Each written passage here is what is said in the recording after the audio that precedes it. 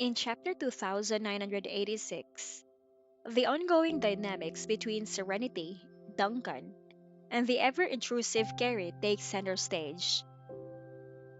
The chapter begins with Serenity, waiting at the entrance of Lewis and Company to meet Duncan, who is preparing to pick up Sony. Duncan quickly joins her, and the two set off together, first heading to the kindergarten to collect Sony before Duncan's upcoming flight. Serenity takes the lead, driving her car with Duncan following closely behind.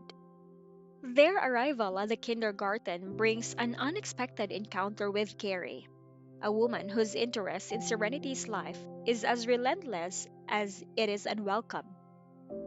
Carrie, who has been loitering near the kindergarten under the guise of picking up her fictitious sister in law, seizes the opportunity to engage with Serenity. Her eyes gleam with curiosity and calculation as she notices Duncan accompanying Serenity, immediately drawing conclusions and concocting scenarios in her mind.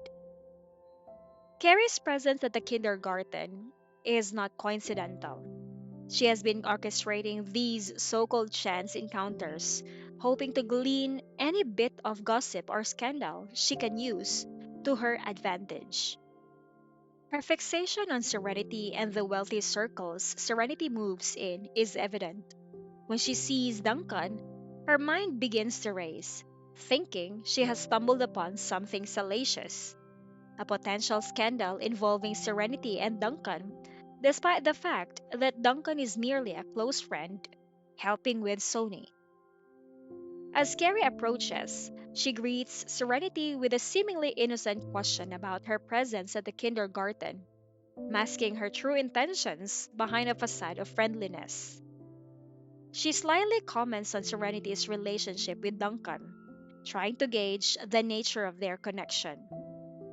However, Serenity remains composed and indifferent, responding politely but offering no real information for Carrie to latch onto.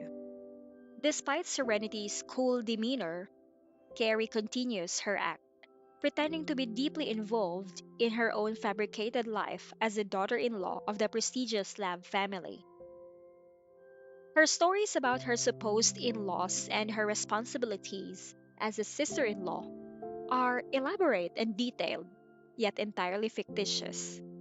She speaks as if she is genuinely part of a wealthy, well connected family, when in reality, it's all a lie she has crafted to elevate her social standing. She goes on about her supposed duties, emphasizing how close she is to her imagined sister in law, painting a picture of herself as a dedicated and involved family member. As Carrie prattles on, her attention keeps drifting back to Duncan, who is sitting in his wheelchair, accompanied by his bodyguards. She recognizes him as Duncan, the fourth young master of the Lewis family, a man she has seen only from a distance at various social events.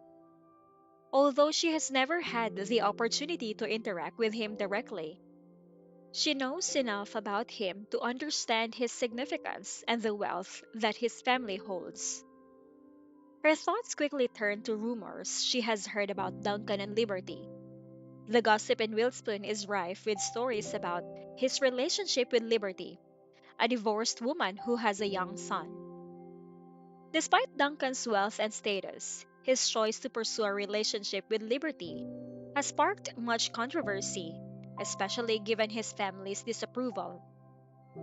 The fact that he is now wheelchair bound, the result of a tragic accident that left him paralyzed, only adds to the complexity of the situation. Carrie recalls the rumors and mentally chastises both Serenity and Liberty, envious of their ability to attract and hold the affections of powerful men. She had hoped to find some evidence of Serenity's infidelity, something she could use to tarnish her reputation or create trouble for her. However, she quickly realizes that her suspicions were unfounded. Duncan's presence with Serenity is purely innocent, connected to his deep bond with Liberty and Sony. not Serenity. Disappointed but not deterred, Carrie continues to harbor jealousy and resentment towards Serenity and Liberty, internally labeling them as women who effortlessly captivate and manipulate the hearts of men. The chapter ends with Carrie stewing in her own bitterness, her scheming mind already working on new ways to insert herself into the lives of those she envies. Her encounter with Serenity and Duncan has only fueled her desire to uncover a scandal or create discord, even as she grapples with her own dissatisfaction and sense of inadequacy. Meanwhile, Serenity remains largely unaffected by her presence, focused instead on supporting Duncan and ensuring Sony's well being, unaware of the brewing storm of envy and malice that Carrie harbors within her.